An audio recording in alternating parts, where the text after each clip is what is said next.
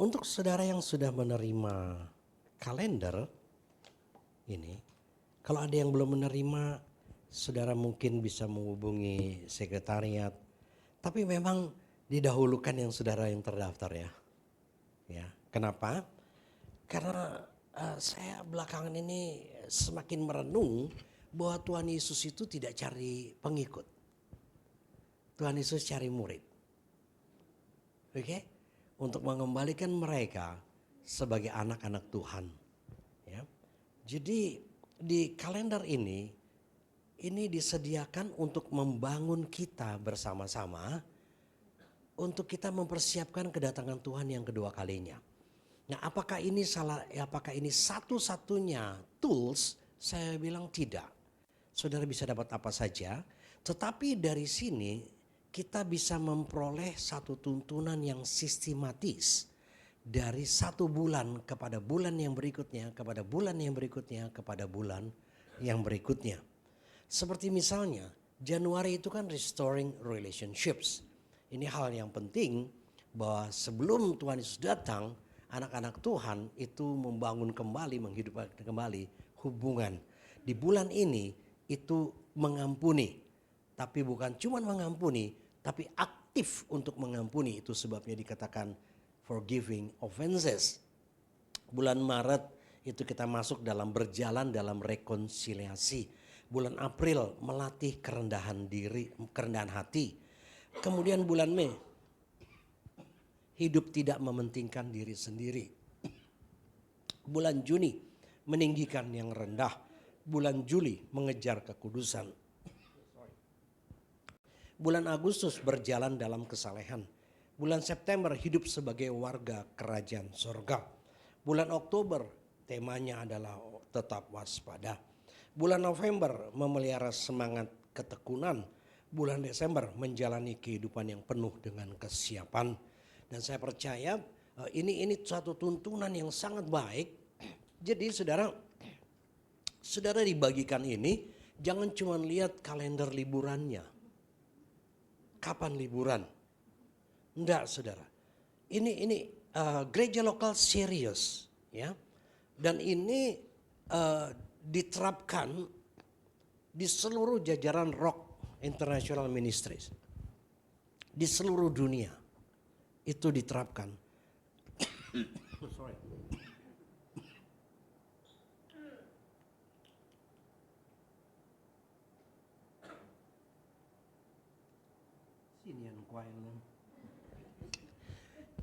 Ini jadi begitu serius gereja lokal. Saya tidak katakan gereja lain tidak serius.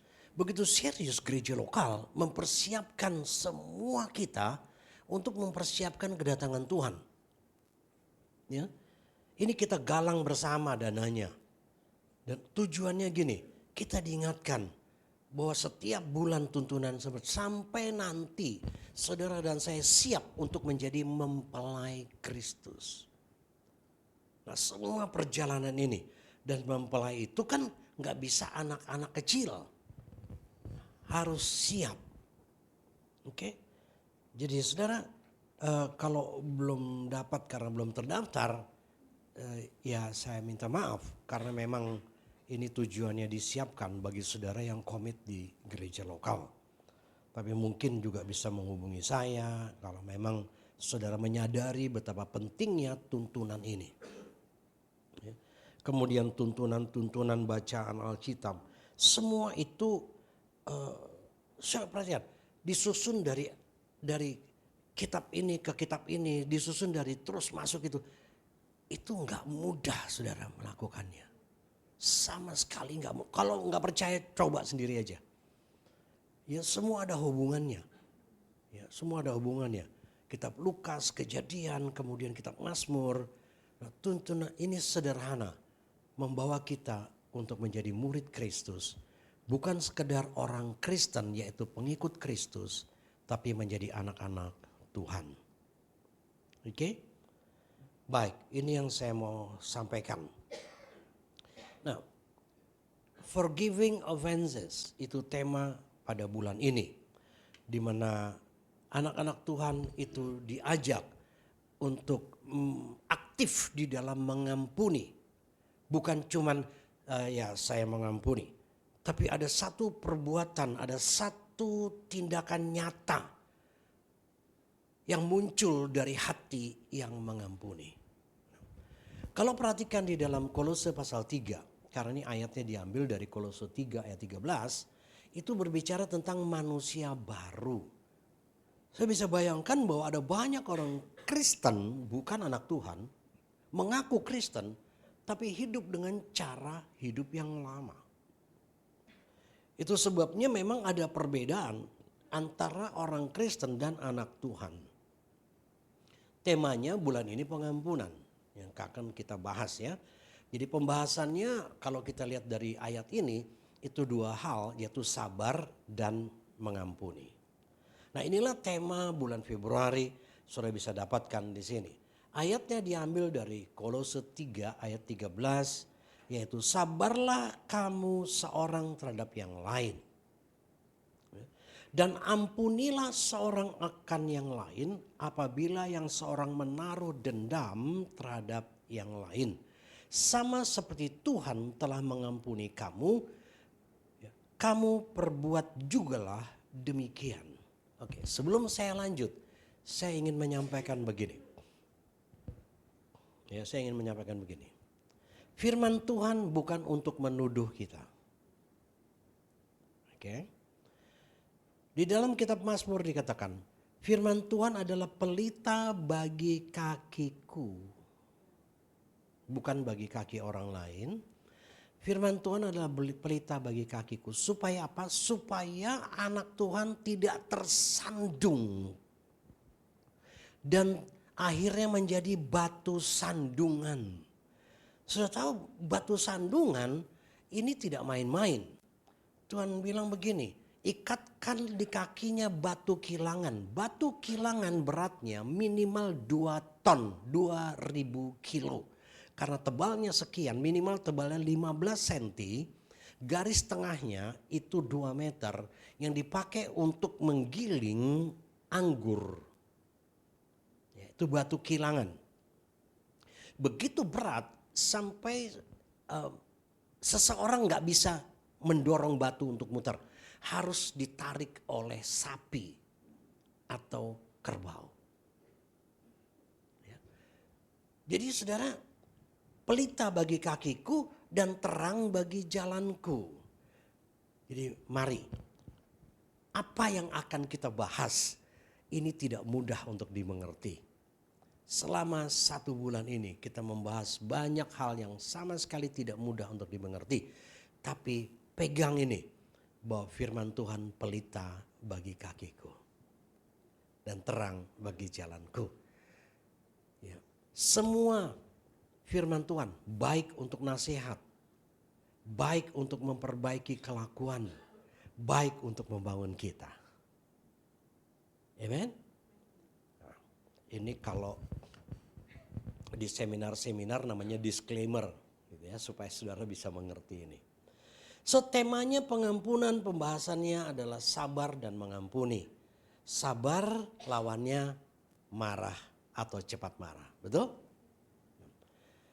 Ayat ini kalau dalam terjemahan baru yang edisi kedua yang ada di kalender saudara, berbunyi, sabarlah kamu seorang terhadap yang lain dan ampunilah seorang akan yang lain. Apabila yang seorang mempunyai keluhan terhadap yang lain, sama seperti Tuhan telah mengampuni kamu, perbuatlah juga demikian. So ada mengeluh saja, kita harus bereaksi. Kemudian di dalam New International Version dikatakan bersabarlah. Kalau kamu menemukan orang-orang yang mengeluh, grievance, yang tentang segala sesuatu. Di dalam Amplified Bible dikatakan murah hatilah. Bukankah ini semua baik mempersiapkan kita untuk kedatangan Tuhan yang kedua? Amplified Bible bilang murah hatilah dan bersedialah untuk mengampuni satu sama lain. Ya, kalau ada orang-orang yang protes terhadap yang lain. Jadi ada orang yang protes saja, Saudara, kita mesti bereaksi. Tapi reaksinya sesuai kebenaran firman Tuhan. Kalau Amplified Bible Classic bilang begini, lemah lembutlah dan sabarlah. Wow. Lemah lembut. Yesus bilang, bukankah aku lemah lembut dan rendah hati? Ya, anak Tuhan kan kayak bapaknya. Nah, jika ada perbedaan seperti keluhan, protes, siaplah untuk mengampuni. Dan kamu harus mengampuni seperti Tuhan telah mengampuni. Nah, dalam Message Bible ini yang saya garis bawahi ini begini firmannya, bunyinya begini. Jangan emosional. Ya, saya pakai yang bentuk negatif. Bentuk positifnya dia pakai be even tempered. Tapi jangan emosional, segera, wow, nggak boleh tunggu. Segera ampuni yang bersalah, segera ampuni sepenuhnya seperti Tuhan mengampuni kamu. So Message Bible menghubungkan antara pengampunan antara mereka-mereka yang menyimpan keluhan, menyimpan semua hal yang tidak baik menurut dia dari orang lain, sangat berhubungan dengan kestabilan dari jiwa seseorang. Jadi seseorang yang tidak berani masuk ke sana, jiwanya enggak stabil atau sakit. Saya enggak bilang sakit jiwa, nanti tersinggung, tetapi itulah realitanya. Itu sebabnya Daud berkata, He restored my soul. Ia memulihkan dan membenahi jiwaku. Karena tidak ada seseorang yang bisa datang ke Tuhan atau dalam menjalani kehidupannya kalau terganggu jiwanya. Ya. Jadi Message Bible menyinggung tentang kestabilan jiwa.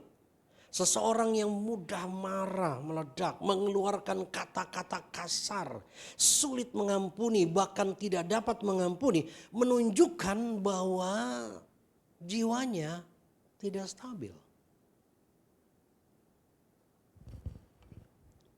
Ini yang saya katakan agak keras, makanya saya mulai dengan firman Tuhan, pelita bagi kakiku, terang bagi jalanku. Nah, jadi saudara, seseorang ini seringkali mereka membangun benteng.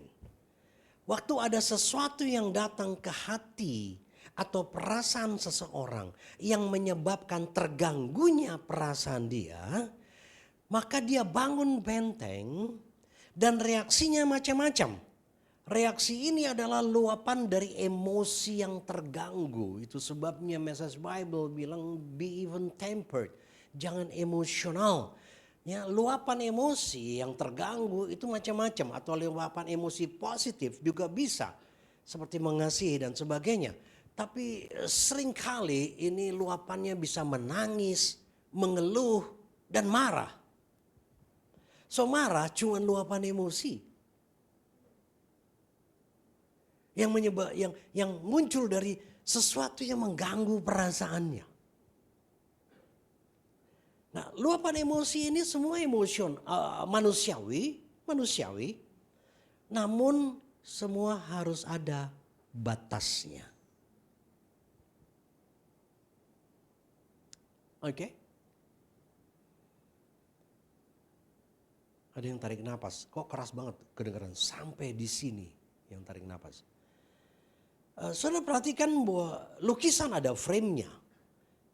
Rumah saudara ada pagarnya. Semua ada batasannya. Ya. Misalnya kata-kata hujatan. Dosa kurang ajar dia. Wih, segala macam.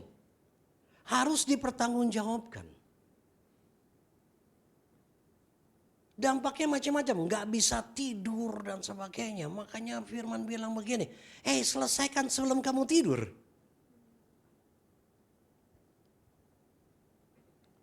So semua itu adalah tanda bahwa hatinya terganggu. Nah firman Tuhan banyak sekali berbicara tentang hal ini. Gitu. Pak, mengampuni, satu-satu Yesus bicara dengan murid. Apa ukurannya? Dia bilang 7 kali. Wih, ini satu murid nih pikir dia hebat. 7 kali. Banyak manusia, orang Kristen pikir dia hebat. Tapi Tuhan bilang 70 kali 7. Ada yang bisa matematika bantu saya? Ada orang yang sama, melakukan yang sama, mengesalkan kita. Ya, kita sudah mengampuni 490 kali. Murid bilang, what? Nah, saya cuma bilang gini, itu hanya dekat dengan Tuhan. Orang punya kemampuan sampai di titik ini. Tapi ini preparation. Tuhan bilang, hai, dia berjalan ke pintu surga, dia bilang begini, kamu masih bawa itu semua. Nggak bisa masuk sini. Kamu mesti pindah ke sana. Itu jalan ke neraka. Itu pilihanmu.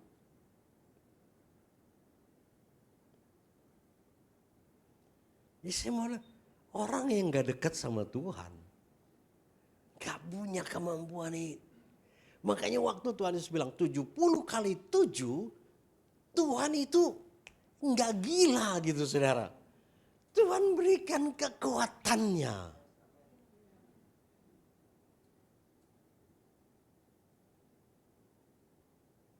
Tuhan berikan kemampuannya. Ngaku aja sama Tuhan, aku gak mampu ampuni dia. So terbuka. Gitu. Oke, sedikit aja ada keluhan. Tidak bisa pasif. Aktif. Seperti seseorang menyerang. Nah, mengapa pesan ini penting? Saya ketemu di sini nih, ya. Karena kalau tidak, maka yang hilang adalah kasih di dalam dirinya. Padahal Tuhan letakkan kita di antara orang yang menyebalkan untuk melatih kesabaran. Coba bilang kiri kanan, kamu nyebalin saya deh. Tolong kamu mengesalkan saya. Bilang gitu. Tolong kamu kesalkan saya. Jadi jangan ngomong sama orang untuk tolong kamu berkati saya. Tolong please kamu kesalkan saya. Tuhan kerjakan supaya kita bisa tahu hati kita seperti apa.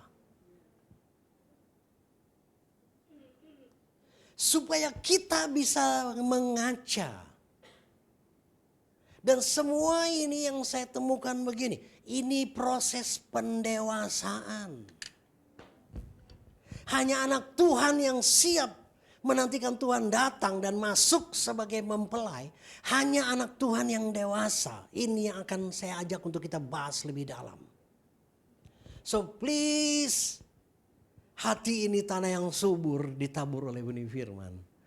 Akan bertumbuh 30, 60, 100 kali lipat. Amen. 1 Korintus 3 ayat yang pertama, sudah dengar saja.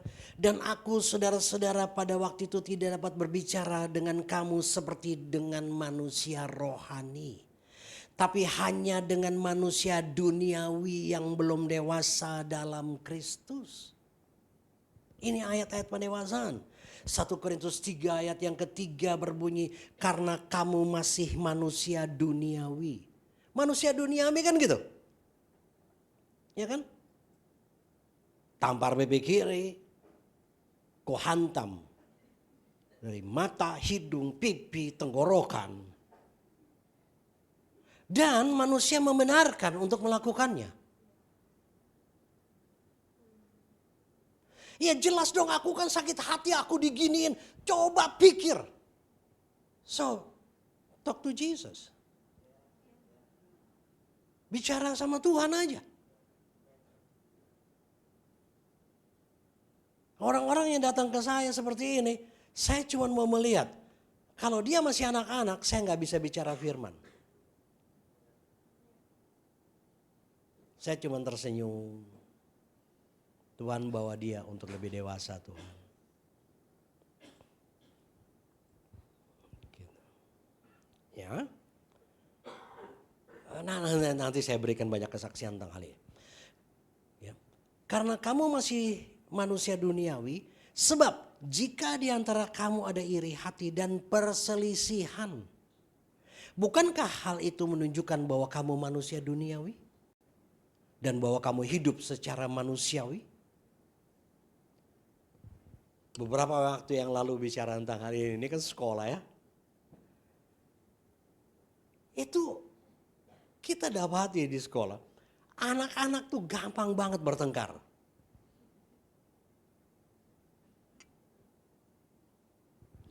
Ya, ada facilitator di sini, ada direktur semua. Ya. Ada Miss Maria di sana. Dalam 1 minggu berapa yang bertengkar? Banyak. Hai orang dewasa. 1 kali saja harus selesaikan.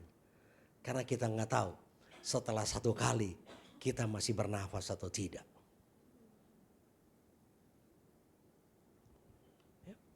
Coba lihat, anak-anak bertengkar, cerita sama papa mama, itu papa mama bertengkar.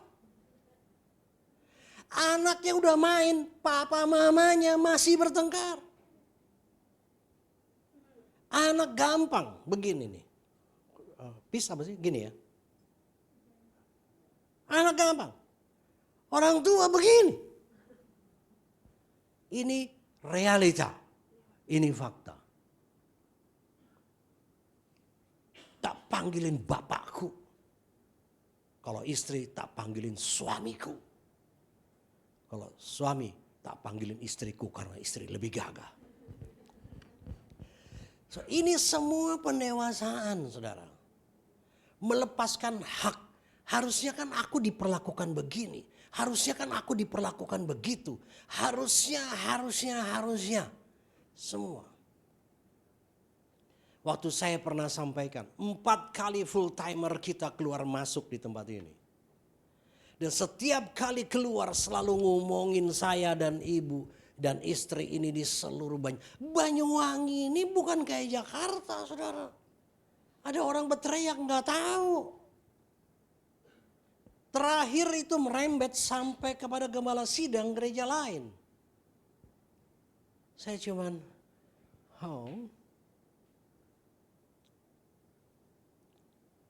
Tuhan bawa untuk saya lihat hati saya sendiri. Tuhan gak urusan sama orang lain. Tuhan urusan sama kamu. Tuhan gak urusan sama istrimu, Tuhan gak urusan sama suamimu, Tuhan gak urusan sama anakmu, Tuhan urusan.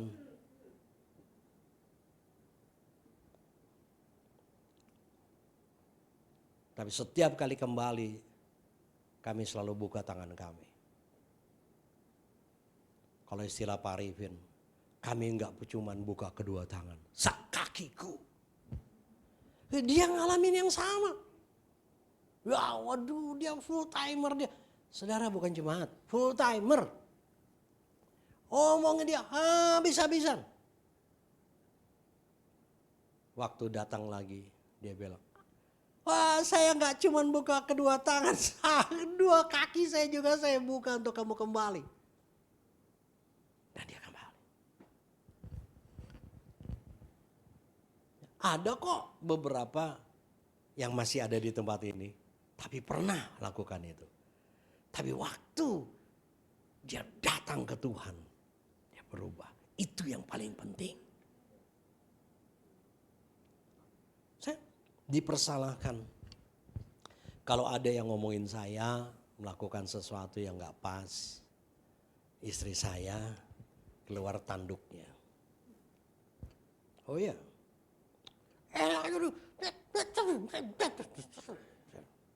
Terus saya bilang gini, tenang. Biar saya lebih dewasa menghadapi hal ini.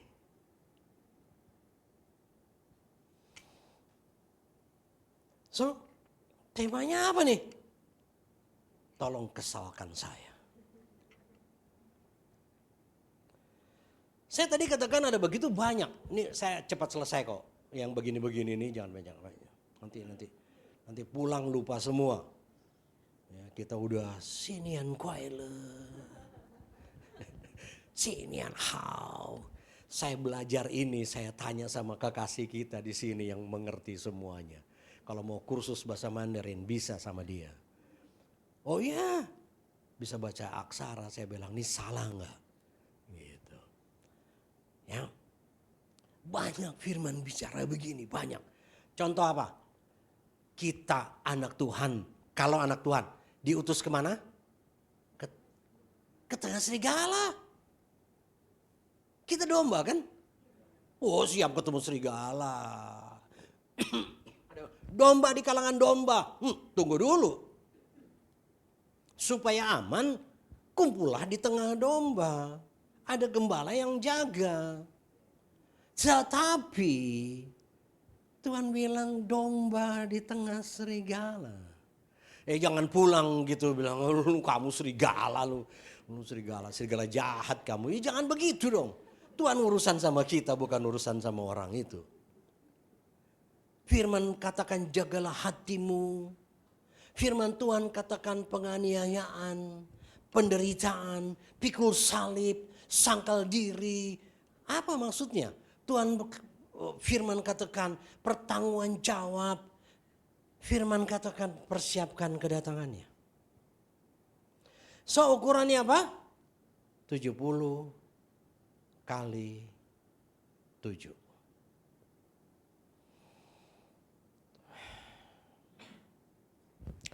Itu sebabnya hanya dekat Tuhan aja. Enggak bisa enggak. Enggak bisa enggak. Ya. Saya pernah ketemu waktu di dunia kerja. Kalau bos datang semua ketakutan. Dia bukan anak Tuhan. Kita semua, saya juga ketakutan habis. Dia bukan orang Indonesia. Dia orang Amerika, menikah dengan orang Indonesia. Ketakutan. Semua, waduh. Itu kalau datang itu suasananya di kantor horor, saudara. Iya bener. Horor semua. Tapi satu saat Tuhan balik. Satu saat dia datang ke saya. Dia bilang, Richard, please help me. Apakah saya berteriak bersuka cita? Nah ini gunanya punya mentor. Saya tunda 1 hari. Masih gondok gitu. Awas gondon. Saya tanya sama mentor saya. Mentor saya bilang, tolong dia. Kamu seperti meletakkan bara api di atas kepalanya. Oke. Tuntas saya tolong dia. Saya bantu aja bukan tolong. Saudara, itu sebabnya kenapa diajarkan tentang struktur hubungan. Semua ini karena rusaknya sebuah hubungan. Itu sebabnya kalender dimulai dengan perbaiki hubunganmu.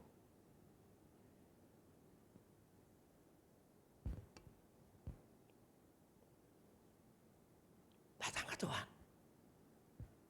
Mesbah di pagi hari menjadi penting. Ada yang menaikkan api di rumahnya. Mudah dia untuk berhadapan dengan orang-orang di luar. Dengan keluarganya. Ada orang-orang yang akan memberikan nasihat. Teguran bahkan. Supporting system. Karena di dalam kehidupan manusia selalu ada blind side. Selalu ada titik buta. Selalu. Kelas rasul saja tidak pernah pergi sendiri. Kenapa harus berdua-berdua? Supaya yang satu bisa tegur yang satu. Saudara, kita mengerti apa yang dikerjakan seorang bapa kepada anaknya. Bapa tidak hanya memberikan semua yang dibutuhkan sebagai sumber. Tapi Bapa juga menasihati. Tetapi Bapa juga menegur. Ibrani 12 bahkan disesah hanya supaya anaknya tidak hilang. So, bukankah kita anak Tuhan? Waktu kita selesai dengan Tuhan, kita beres dengan Tuhan. Tidak sulit menghadapi yang lain. Coba persoalan manusia apa sih? Tengah keluarga kan? Persoalan manusia apa sih? Dalam membangun hubungan orang-orang persahabatan yang hancur dan sebagainya. Betul? Persoalan manusia apa sih? Komunitas mereka. Persoalan manusia apa sih? Dengan orang luar. Semuanya. Semua itu adalah badai yang ada di luar. Tapi badai yang ada di dalam adalah hubungan dengan Tuhan.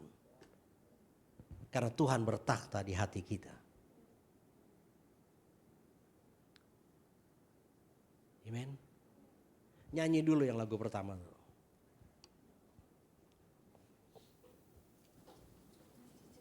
Saya ngeri soalnya dipelototin terus.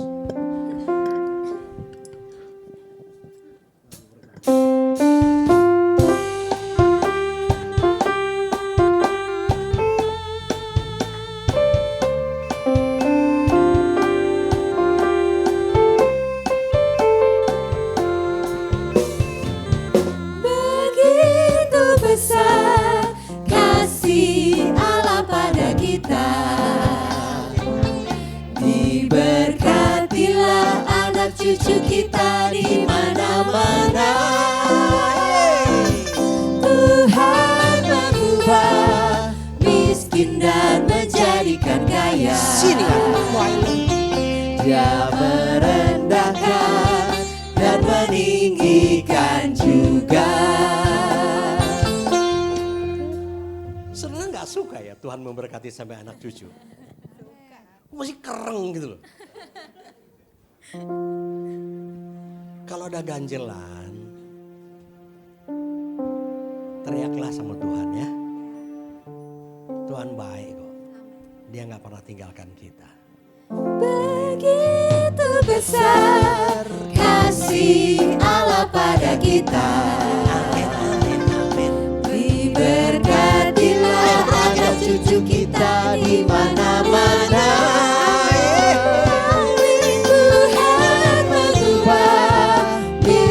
Dan menjadikan kaya. Dia merendahkan dan meninggikan juga. Berbahagialah bagi orang yang percaya. Anak cucunya pasti tidak akan meminta-minta.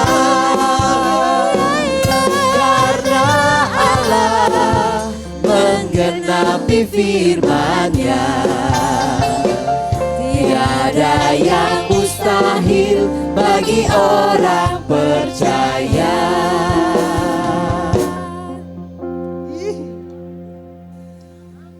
Amin. Anak muda ambil ampau di depan.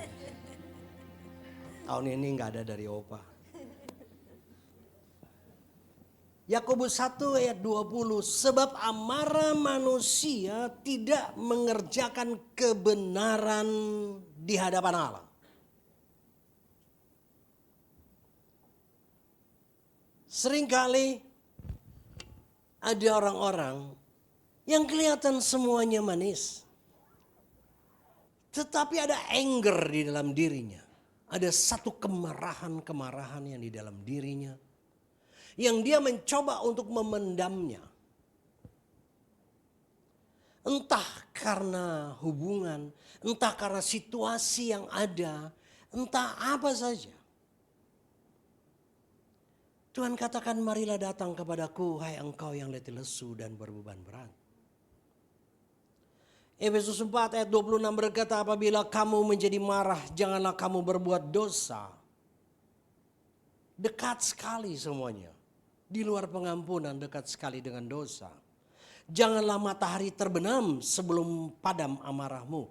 Dan janganlah beri kesempatan kepada iblis. Ya perhatian. Simpen aja. Simpen. Membuka kesempatan pada iblis. Wah, dalam perjanjian baru ada Yesus dalamku. Ini perjanjian baru. Ada banyak orang Kristen yang meninggikan atau mengagung-agungkan Kristus dalam diriku. Tapi dia lupa bahwa dia pun harus ada di dalam Kristus. Kolose 3 ayat 8, tetapi sekarang buanglah semuanya itu, yaitu marah, geram, kejahatan, fitnah, dan kata-kata kotor yang keluar dari mulutmu. Bayangkan, ini disamakan dengan kejahatan. Disamakan dengan fitnah. Kata-kata kotor disamakan semuanya.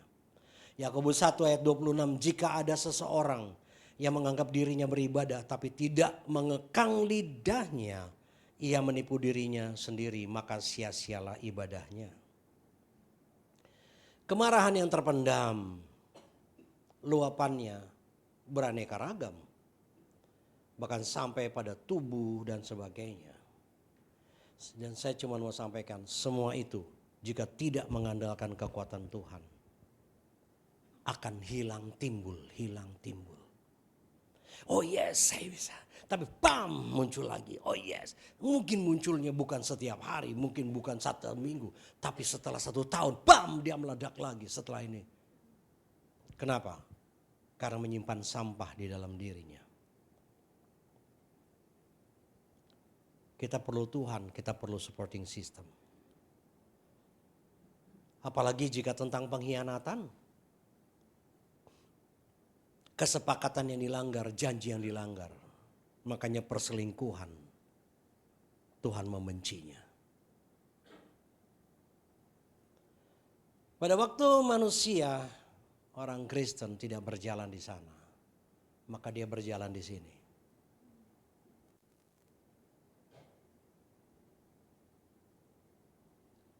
Akhirnya yang lain pudar. Ini semua untuk kebaikan kita. Ini bukan cuma karena orang Kristen pengajarannya seperti ini. Tidak, saudara. Kita akan lihat lebih lanjut. Kolose 3 ayat 13 adalah temanya. Ayat 14 bunyi gini. Dan di atas semuanya itu, di atas bersabarlah, di atas mengampuni, dan di atas semuanya itu kenakanlah kasih. Waktu dikatakan kenakanlah, pakai baju. Sebagai pengikat yang mempersatukan dan menyempurnakan, hendaklah damai sejahtera Kristus memerintah dalam hatimu, karena untuk itulah kamu telah dipanggil menjadi satu tubuh dan bersyukurlah. Sudah kehilangan damai sejahtera Kristus, kehilangan Kristus.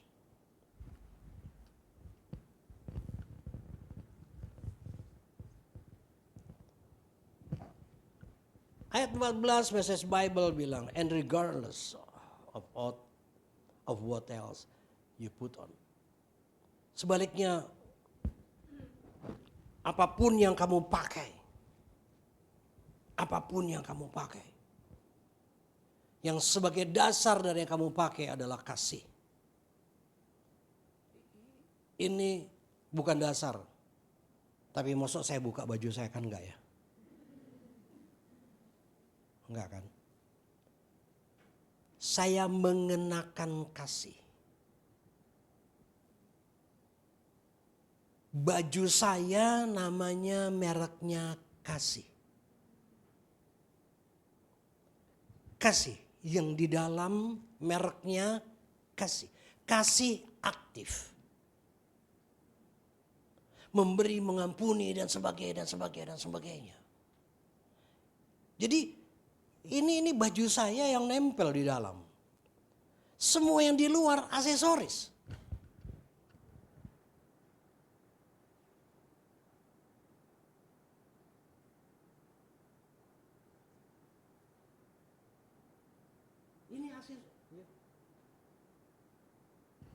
Ini aksesoris. Saya nggak pakai ini, kasihnya tetap muncul. Waktu saya pakai ini, kemudian ada aksesoris, kasihnya akan berbak keluar. Inside out. Itu bajunya anak Tuhan. So, saya cuma mau bilang manusia nggak bisa menuntut manusia lain. Jadi gimana Pak? Yang dapat dilakukan oleh manusia adalah sabar dan mengampuni.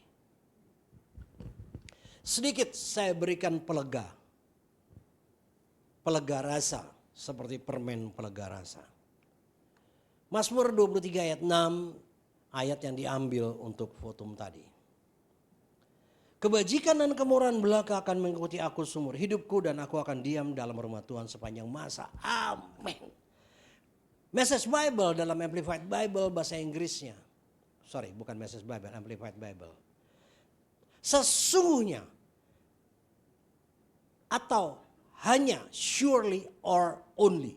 Sesungguhnya atau hanya kebaikan, kemurahan, dan kasih yang tak pernah gagal yang akan mengikuti aku sepanjang hari dari pagi, siang, sore, malam besoknya.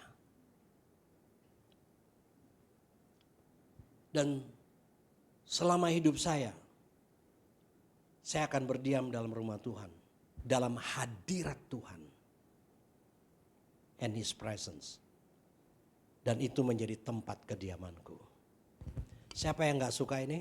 Ini tema ayat waktu kita ulang tahun ke-25.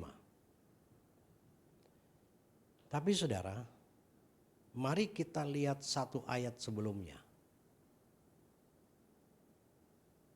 Untuk orang Kristen sampai di sini, mari lihat satu ayat sebelumnya. Ayat yang kelima berbunyi begini. Engkau Tuhan menyediakan hidangan bagiku di mana saudara? Bukan di restoran pawon ini, pawon itu. Bukan saudara, bukan. Saya gak mau sebut namanya, nanti iklan. Enggak. Di hadapan lawanku. Engkau mengurapi kepalaku dengan minyak dan pialaku penuh melimpah. Pengurapan terjadi. Oh no. Boleh maju kamu?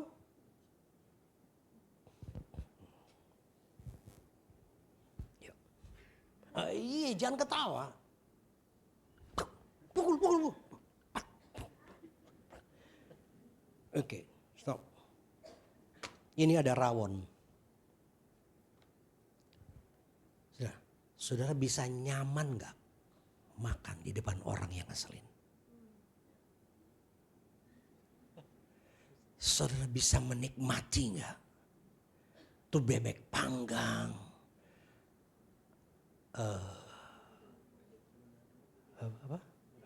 babi kecap, brenebone. Tapi orang itu injak-injak kita kan. Hina kita, sepelekan kita, hina kita, injak kaki kita. Terus saya bilang begini, makan, enak kan? Saya bisa nyaman. Karena kebahagiaan saya bukan dia. Kebahagiaan saya menciptakan sendiri waktu saya datang ke Tuhan. So itu ukurannya. Ayat 5 ini ukurannya saudara. So jangan cepat-cepat pergi ke ayat 6. Ini pengampunan. Pengampunan begini, dia lagi di sana, pergi kau jauh-jauh. Ada makanan, saya undang datang.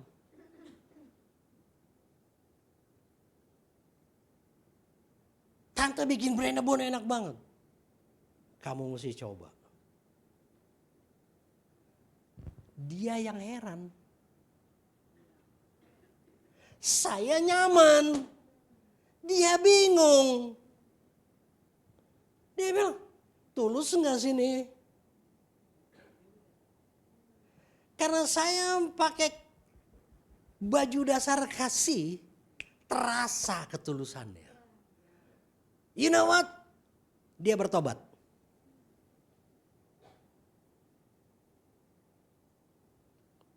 Dia bertobat. Terus dia bilang begini, ternyata ini bukan orang Kristen. Ternyata ini anak Tuhan. Thank you. So tetap nyaman di tengah ketidaknyamanan. Kolose 3, 13, ayat 14, sekarang ayat yang ke-15. Ini rentetan ini ayat ini. Rentetan ayatnya ya. Kolose 3, 13, kita bahas panjang lebar. Kolose 3 ayat 14 yang bilang di atas semuanya itu kenakanlah kasih. Di ayat 15. Baru sampai di sini. Jadi ini perjalanan saudara ya. Enggak langsung sampai gitu kok. Hendaklah damai sejahtera Kristus. Ada yang persoalkan.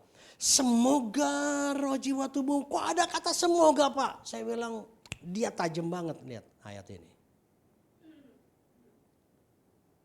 Kalau di sini hendaklah. Bisa iya bisa enggak.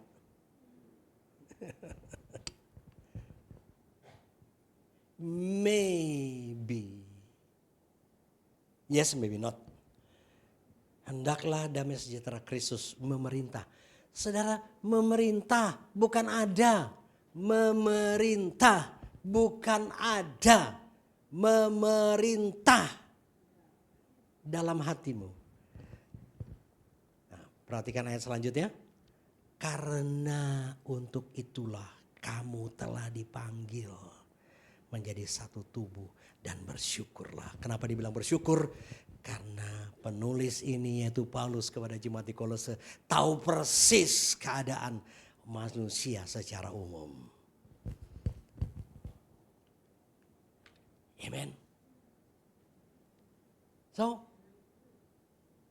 pendewasaan terjadi. Renungkan ini. Harapan saya, pesan Tuhan memberkati kita semua. Dan damai sejahtera Kristus bukan hanya di ucapan bibir, tapi memerintah. Kalau dia memerintah di tengah dunia kerja, di tengah dunia usaha, di tengah dunia ekonomi, di tengah dunia apapun, damai sejahtera Kristus